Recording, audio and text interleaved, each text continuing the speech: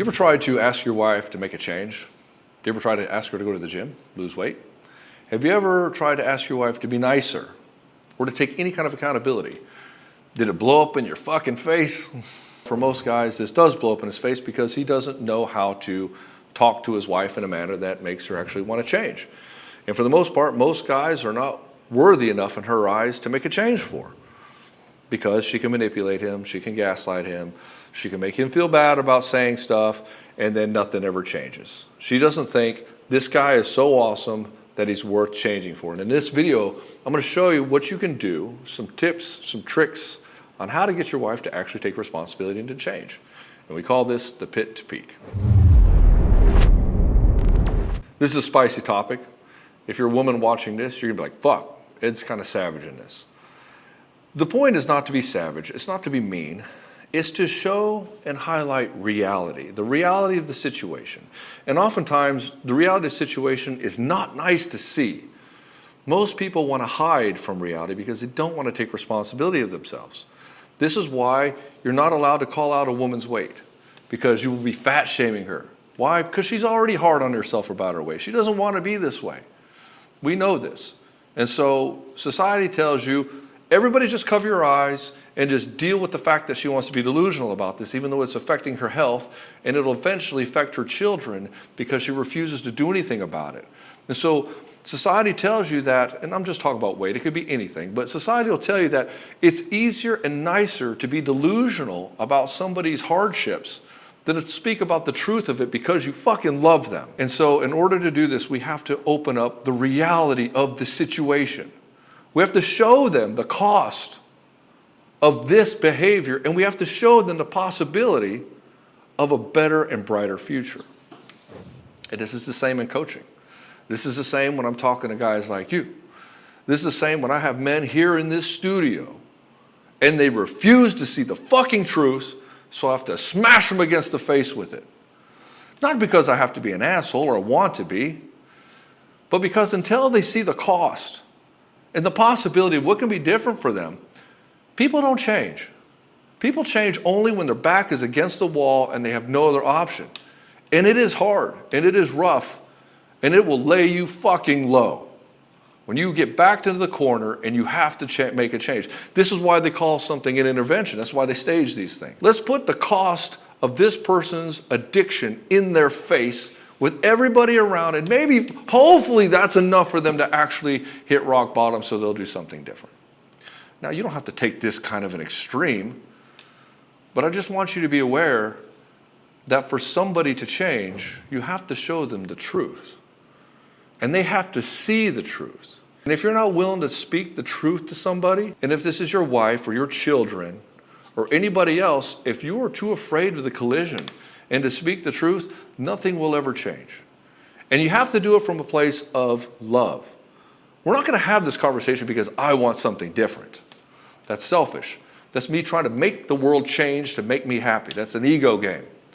No, this is, hey, I fucking love you, and I can see how you're hurting yourself, and I can see how you're hurting the people around you, and I can see how you're hurting your family. Are you open to doing something different? If you're not, that's okay, but this is what it's going to cost you. And it won't be something that I do to you. It's just the natural consequence of following this path. Or you can make a change and you'll have a natural consequence like this. We call that the pit and the peak. If you continue down this path, this is what's in store for you. If you continue down this path, this is also what's in store for you. It's your choice. Which one do you want? Now, you may be part of the consequence of the pit, and you may be part of the consequence of the peak. And your job is not to force this person to change. Your job is not to make them do it, and it's not to coerce them or make them feel bad about themselves. Your job is to highlight the truth of the matter. That's it. And once they see the truth, they now have sight to make a choice. And depending on their choice, you then can make a decision on what you're going to do with your life. So let's just talk about weight. It's an easy topic. I talk about manipulation so many times in here, and we could go down that road if we wanted to, but I just do it in so many videos. Weight's an easier one because it's a topic that most couples will never address. Now, a woman can address it to their guy all day long, but to turn it around the other way, it's never an easy topic. Let's say your wife is very, very large. And you know she doesn't want to be this way. You can see that it hurts her. You can see that she's angry. You can see that she's frustrated. And you want to help her, but you don't know how. And so you have to paint the picture of the pit and the peak to her. The pit has to show the reality, the nature of the situation. Let's say her father had a heart attack at 30 years old. Maybe he had a triple bypass or something. There is a history of this in the family. And you tell your wife, baby, we got to have a hard conversation, and I know you don't want to talk about this, but I need you to stay with me. We have to talk about your weight. I love the fuck out of you, no matter where your weight is at. You know that already. If I didn't, I wouldn't be here with you, but I love the fuck out of you. But I can see this is affecting you. You can't hardly move around, and you're having health problems, and this is affecting your life and your well-being, and it's affecting how it's affecting the family. And your father had a heart attack at 30 years old, and I don't want our kids, I want you to be at our kids' graduation. I don't want to be in a position where we don't have you. We don't want to be in a position where your children lose you. You can't even be at the graduation. They lose you. You won't even see your grandchildren. Being that overweight means that statistically you will only live to this long. I love you too much to just not say anything. And that would be painting the pit. You got to paint the picture of the peak. This is what I want. I want us to be a healthy family. I want us to have an amazing life where we can go and have fun. And I want you to see our grandkids. And I want to live with you for a very long time because you are like, I love the fuck out of you. I love everything about you. And ask her, what does she want? What do you want? What do you want for yourself? And you can do this before the pit and the peak conversation. Say, what do you want? Do you like this, being this way? What do you hate about it? And if she's open for dialogue with you, she'll tell you all the things she hates about it. If she feels emotionally safe to talk to you about it, and you are a caring and loving man with her, and you are able to hold your own ground, and you don't allow bullshit in your relationship, then she'll be open to talking about this, and you'll open it up, all the things that she doesn't like about it. Then she'll open up all the things that she wished she had. You say, yeah, you're right. You're going to have this, this, this, and this. Or we can have this, this, this, and this. And the whole purpose of the pit to peak conversation is just to get a commitment for the pivot. That's all it is. Now, when she does make the pivot, you support that pivot 100%. This is not something that you can just say, okay, cool, she made the choice. See ya. You go handle your shit. I'm going to go over here now. No. Not if you're married to this woman, you're in a long-term committed relationship with this woman, you want to have that relationship with her, and you want her to feel very supported, like you're on her side, you're going to be in this journey along with her. It's just part of the process. And you may have to go pit to peak with her several times. You may get to a point where this is very hard on your relationship. This conversation may break you apart. But the alternative is quite literally the pit. And it's not easy. It's not easy at all. You could do something heavy as weighted as weight. It could be something as much as like, hey, baby, I don't like it when you do this guilt trip thing over here, and this is the cost when it comes to me. I close down when you do this. It makes me not want to be around you and all this stuff. And then we talk about like what drives you to do this? What drives you to have this reaction? Like why do you want to employ guilt? Like what's going on there? And then you can have, well, this is what I would like. I would like you to just tell me in this way so we can have this kind of conversation. Just that's all it is. And you can have this pit to peak in a much lighter context. Once the pivot has been made, you have to lead through action. So as the man in a relationship, if you decide to be in a marriage, you are choosing to be in the leadership position in a relationship. I don't care what your thoughts are on it. This is how humans are made. They're designed this way, so you are always leading. In her mind, you're always leading. If you abdicate leadership to her, then that's your leadership role. You said, no, my leadership role is to abdicate leadership to you. So I want you to lead. And she's like, I guess, okay, he's telling me I have to lead, so I guess I'm the leader now. You see how that works? She's not just assuming she's a leader. You've given that up. You've pushed that onto her, and then she just readily accepts it because she doesn't know what else to do.